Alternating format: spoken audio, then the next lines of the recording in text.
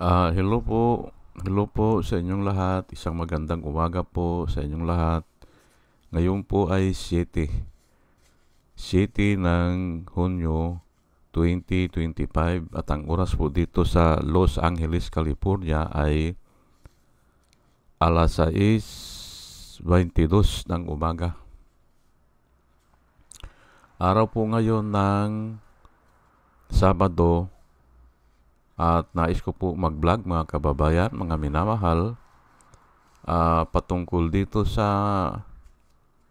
sinabi ni Escudero. Matagal ko na itong naiprepara pero nakaligtaan ko lang na i-discuss. Itong sinasabi niya na alila daw o alipin ni Romualdez yung mga congressman o yung kongreso, yung lower house, alipin daw ni Duterte.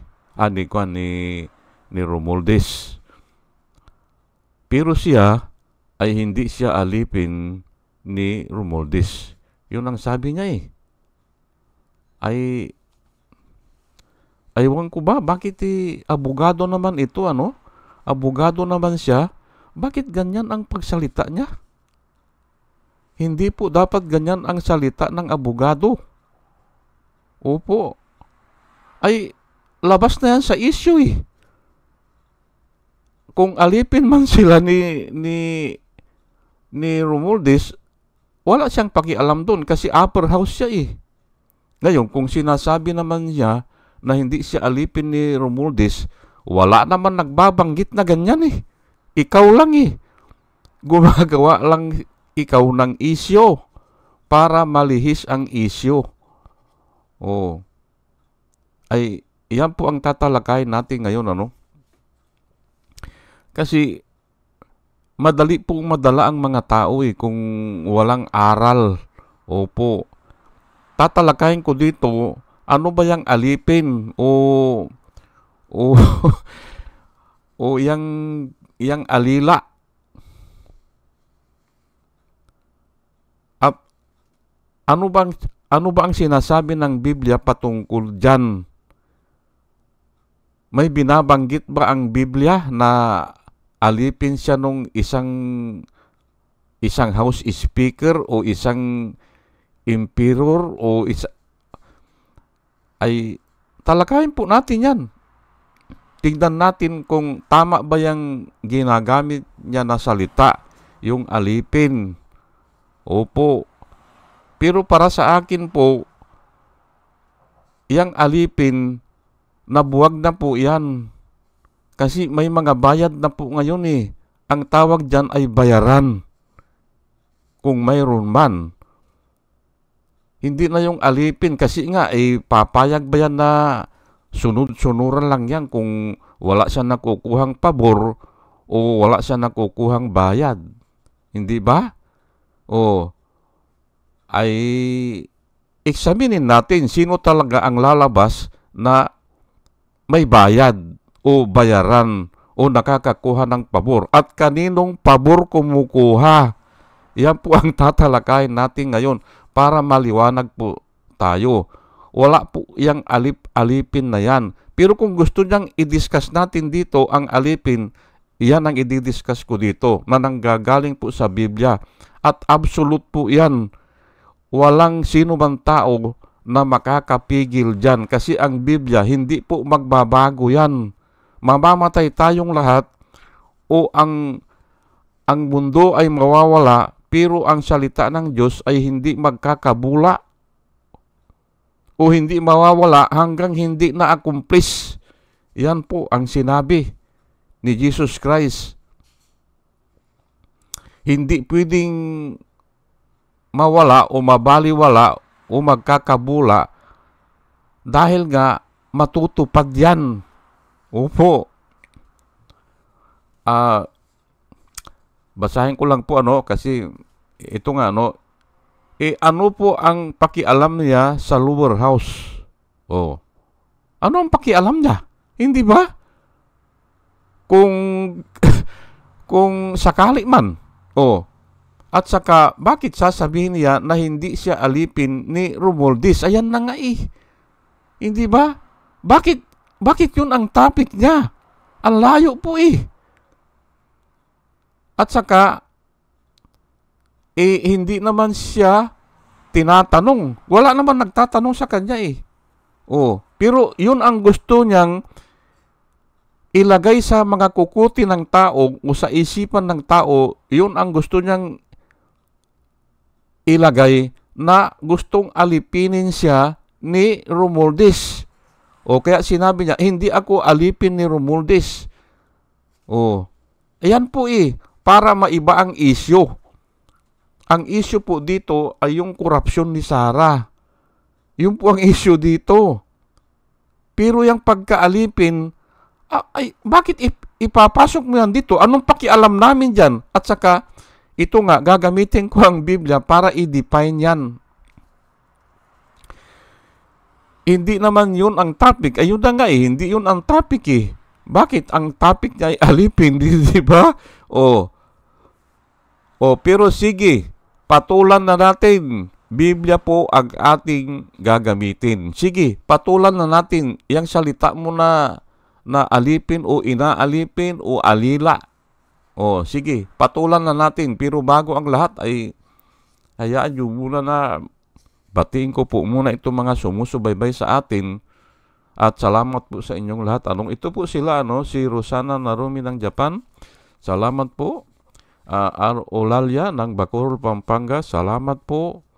Libra Girl Alex Sarmiento, Dolor Garcia ng Milano, Italy. Nana Antibi ng Bahrain. Will Utaib ng Laguna. Nelson Balyaran, Julia Magbanuan ng Singapore. Andre Deliver, Arnold Fernan ng Cebu, Larry Narbais, Jos Shalan, Elenita Sklapler ng Germany, Ben Puno, Liti Peralta ng Mamboro Occidental, Mindoro, Maribel Baligat Culio, Quertiquio, Jonah M., Rinaldo Abintino, Mel Herrera ng Ibaston, Illinois, Ernesto Aburque, Pleasure Eduarte, Hiasmin San Juan, Roman De Paz, Mary Grace Santos, Pacmando, John Cabrera, Louis Sigaco, Ike Maglasang, Linda Transmonte, Linda Walton, Sasha Andigwid, Lini Bungat, Agripino C., Eduardo Gonzales ng Singapore, Bumble Di Juana Duco, Ernesto Honrado, Josephine Lucas, Bert Abogado, Demetrio Pascual, Soledad Di Maculangan, Brenda Martin, CJ Torrio, Melchor Tolentino, Brother Pacamara, Manuel Lim, Danilo Magno, Lawrence Alindayo, Edelberto Infante, Bus Reyes, Paul Vincent Lim, Sonny Gaya, Rupino Baldos, Betty Velasco, William Ilay, John D5, Victorino Repran, Norman Nabatar, Bonifacio Avila, Danilo Magno, Carl Alman, Salvi Ibanez, Dumus Ticton, Tibtib Mercado, Bernadette Francisco, Yoser P.O., Cyril Andres, Hermihinil Dogarni, Rubin Dilpin, Mama Gina, Lanzo Mintak, Leonardo Asibis, at saka si Josito si. Salamat po sa inyong lahat. At ito naman po ang mga vloggers na nire-recommenda ko po sa inyo, na ating panuorin at subaybayan. Ito po sila, si Michael Apasible Bulletin, Attorney Insurrecto, Bunyog Pagkakaisa, Vlogcaster Armandin, Engineer Tuto Kausing, Aling Marie, Mr. Sa Totoo Lang To, Christian Isgera, PMTGR Vloggers, The Action Man, Roja Pantors, Divina Apostol, CG Pichay, Kapihan Yat, Tatago, Dame Juice Journey Kakamping, Ang Batas with Attorney Claire Castro, Ka Waldi Carbonel, Attorney Silo Magno, at saka si Kristan. Ugaliin po natin na makinig sa kanila at marami po tayong matututunan sa kanila at nakikita ko po na sila ay nagbablog para po sa bayan. Sige po at tayo po ay tuloy-tuloy na. Actually mga kababayan, mga minamahal, ang dami pong topic ngayon na magaganda. Isa na yung resolution, hindi ba? Yung resolution na ginawa ni Bato de la Rosa, hindi ba? Ay basura . Ang dami na nagkukumin ngayon, basura o labag sa konstitusyon. Pero ako, ang isinusulat ko doon sa comment ko, dapat yung nag-drop nun, yung abogado. Kasi maraming abogado po yan na-stop si Bato de la Rosa dyan. Yung abogado nung nag-drop yan, i-disbar. Yan ang kuwang ko dyan. Kasi nga, bakit siya gagawa ng resolusyon na labag sa konstitusyon? Hindi ba? Mandato nila yan, nalitisin nila. At yung iba ay humihiling na mag-inhibit na si Bato de la Rosa. Kasi nga, hindi ba? Hindi na patas Dapat yan, haharap siyang husgado o haharap siyang hurado, hindi ba? O magistrate, hindi ba? Dapat pigilin niya ang bunganga niya na magsalita ng ganyan. Pigilin niya na mag-declare ng ganyan. Lalo na yan, yung ipapahinto niya, sabi niya, ngayon, nagkakaisa na ang mga tao. Hindi pwede yan. Hindi pwedeng ipahinto yan. At ito nga, isinigit ko lang na ang daming mga topic ngayon na magaganda. Pero ito ay isisingit ko lang ito kasi nga nakaprepara na ito matagal na. Nung hinalungkat ko, mayroon na pala akong mga Bible verse patungkol dyan. At ito nga isishare ko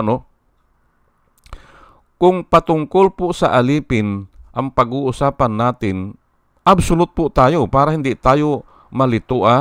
Nung sinabi ni Jesus Christ sa mga tao na I came to set the captive free, sabi niya, at yun ang purpose niya, siya ay dumating para palayain yung mga alipin. Matatalino naman ang mga tao Yung mga Israel noon, ang sabi nila ay bakit mo kami isi-sit up free? Sit as free. Hindi naman kami mga alipin. Totoo nga naman, hindi ba? Namumuhay sila ng malaya. Although na noon ay under sila sa Roman occupation. Under sila. Sila ay walang sariling gobyerno. Mayroon silang hari, pero lang, parang honorary lang na hari, si Herodes. Pero may mga tauhan din yun, may mga sundalo din yun, kasi napapatay nga yung mga bata At mayroon din silang mga parisiyo na may kapangyarihan din yan, may mga sundalo din yan, hindi ba? Yung mga kwan din yan, lumalakad din yan sa gabi, hindi ba? Yung mga sundalo ng mga kwan ng mga parisiyo pasikrito, hindi ba?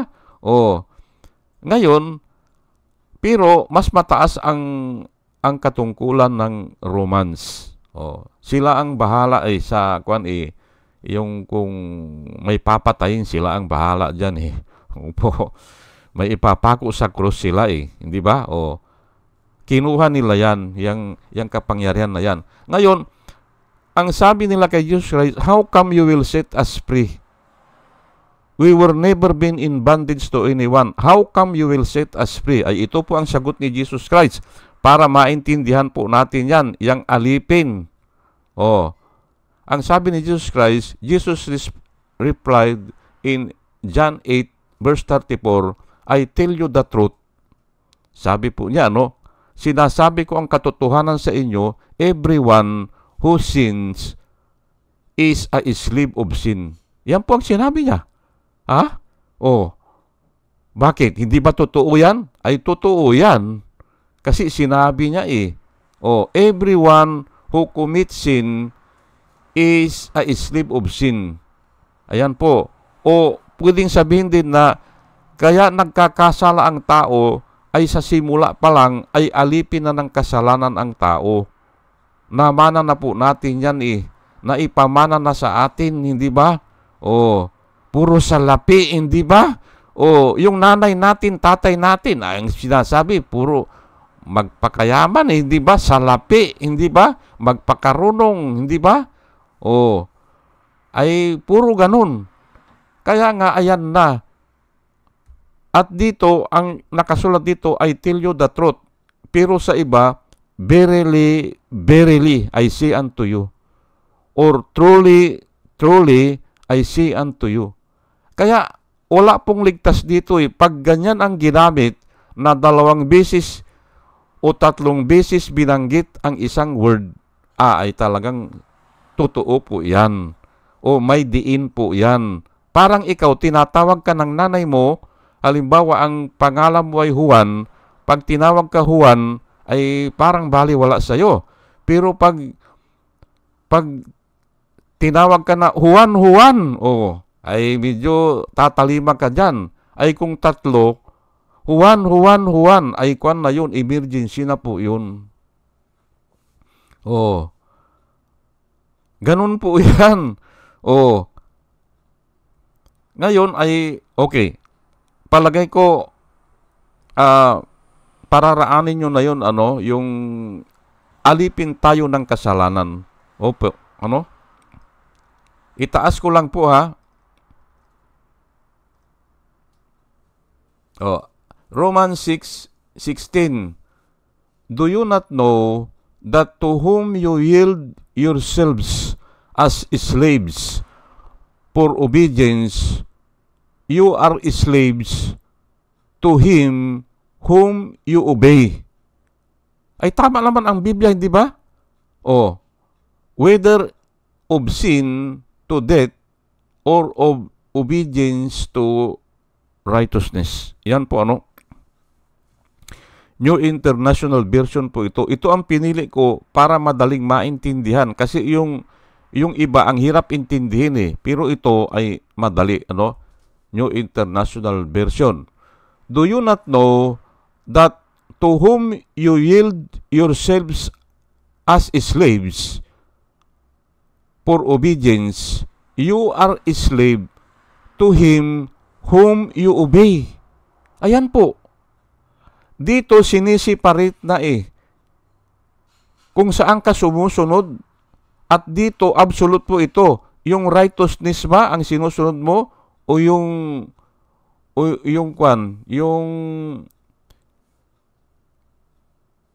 ano ba ito? O yung kasalanan. O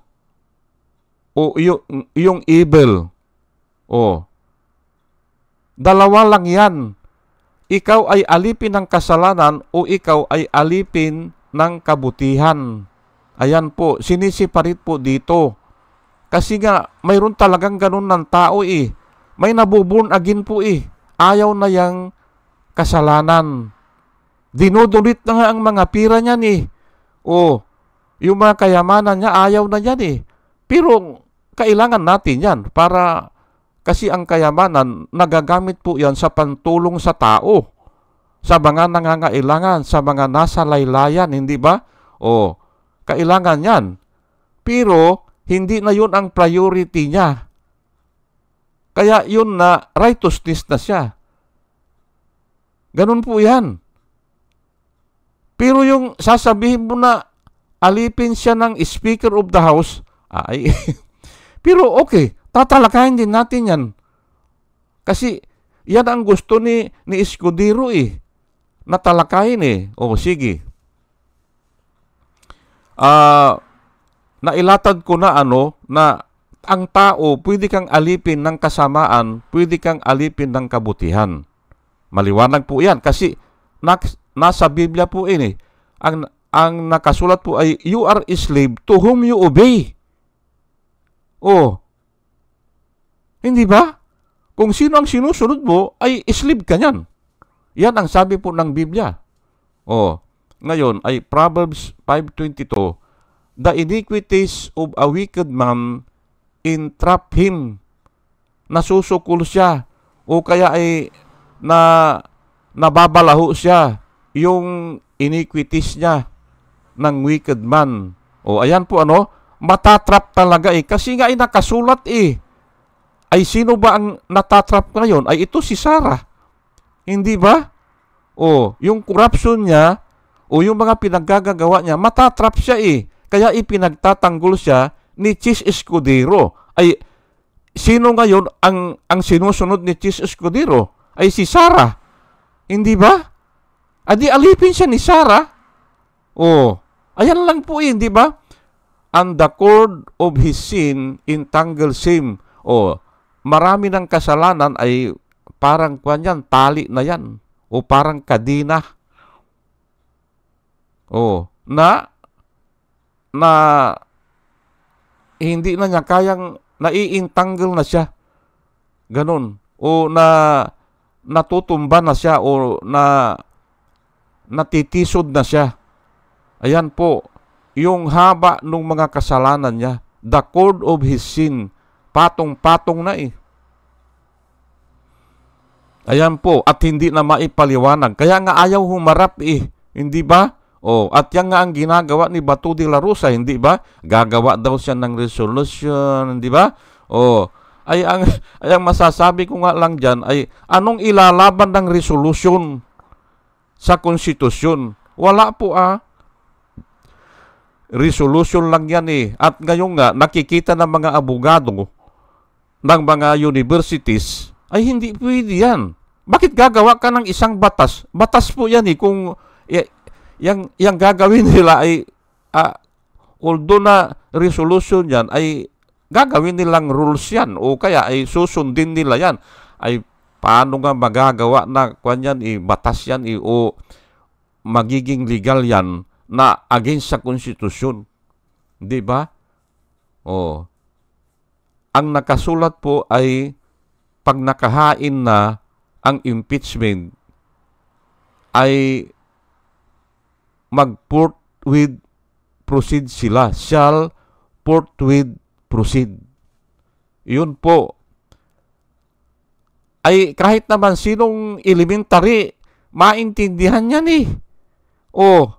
kahit tanggalin mo po yung forthwith, ang nakasulat na ay shall proceed.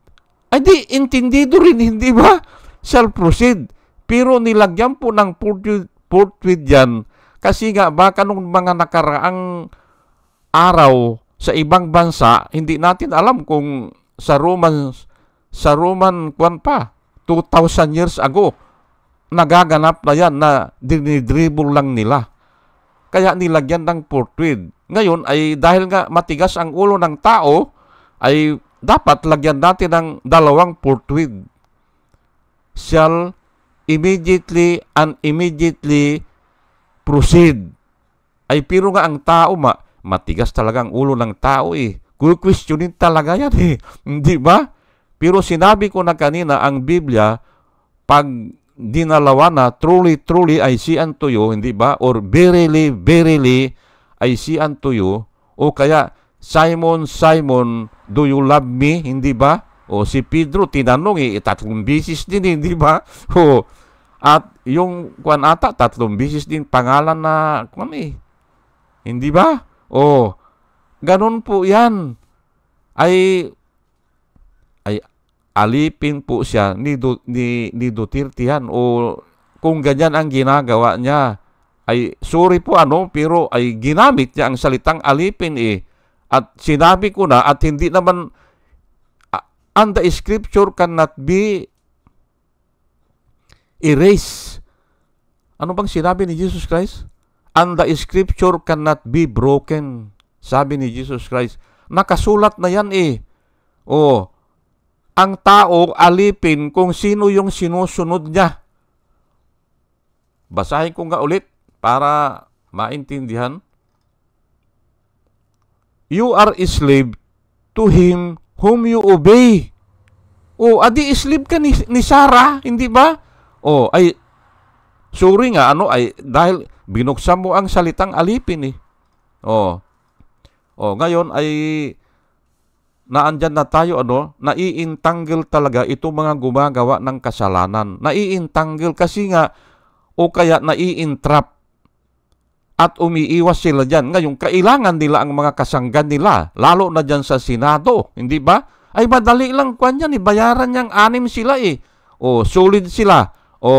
Ay kailangan pa ng, kung 5 na sila yan, kailangan pa ng 4. Ay ang dali lang bayaran Ako nga, sa tansya ko, kahit na 1 bilyon, babayaran yung kaya nila Yung 4 na yan, kung sino yung 4 na yan, Pero nga ay may Diyos eh.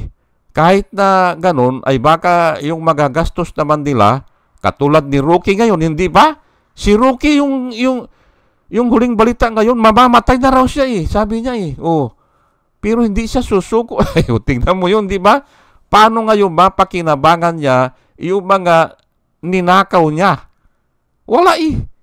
Hindi ba? Oh. Ganun po yan. Kahit na ang senador po, kahit na bayaran na ng 1 bilyon, para lang dyan i-dismiss. Pero kukwestiyonin po ng mga tao yan eh. Kasi nga, walang hearing eh. Bakit i-dismiss mo, hindi ba? Wala namang naganap na pagpupulong o wala pong due process yun kung walang hearing. Kasi ang due process po ay hear first before you judge. Yan po ang due process. Ay ngayon, kung i-judge mo na agad na wala pang hearing, ay kuwan na yan. Yung dismiss na, hindi ba? Kalukuhan po yan, hindi ba? Ngayon ay ito, Galatians 5:1, It is for freedom that Jesus Christ set us free. Ayan po Kaya nga ang sinasabi ko, may mga tao na ngayon na hindi na alipin ng kasalanan. Yan po. At makikita yan sa mga gawa nila o dun sa mga nangyayari sa buhay nila. Makikita po yan. Ayaw na nila ang kayamanan. Hindi naman dun sa ayaw nila, kung hindi na yan ang priority nila. Kasi kailangan po ang pera para i-donate sa kawang gawa Kailangan po yan. Pero hindi na yon ang priority nila. It is for freedom that Jesus Christ set us free. Stand firm. Then, and do not be encumbered once more by the yoke of slavery. Slave po ang tao Pero kung nakaalis ka na dyan, free ka na. Ayan po Pero sa ibang version po, ay hindi ko kabisado itong version na ito Sa ibang version po It is for freedom that Jesus Christ set us free. Stand firm therefore, and do not be entangled again with the yoke of slavery. Yoke of slavery. Yung pamatok po yan ay napakabigat po niyan, hindi ba? Yung pamatok, kung nakakita na kayo ng kalabaw na humihila ng kariton, yung nakalagay po sa batok niya, ang tawag doon yoke. Ay napakabigat po yan kung gusto mo ng buong mundo mapas sa'yo. O buong probinsya mapas sa'yo. Hindi ba? O buong, yun na lang kung yan ay, Davao City, hindi ba? Ay marami po mayayaman dyan Hindi ba? Ay kung gusto mo ay ganun nga ang gusto nila siguro ng mga Duterte yung buong city, hindi ba? Sa kanila na. At ginagawa na nga yan ni Alvarez, hindi ba? Yung kabundukan pala 20 hectares tinayuan ng mansion over the hilltop Ganun po ang tao. Ganun po ang alipin. At hindi po siya makakaalis dyan. Hindi. Yan po ang sinasabi ko dito. Maliban na lang na siya ay kahabagan ng Diyos. Pero hindi naman siya kahahabagan kung binabaliwala niya ang salita ng Diyos. Kasi ang kailangan muna mapakinggan mo At maniwala ka. Pag naniwala ka, pwede kang kahabaganan ng Diyos. Ayan po yan po ang nilalakad ko dito. Opo.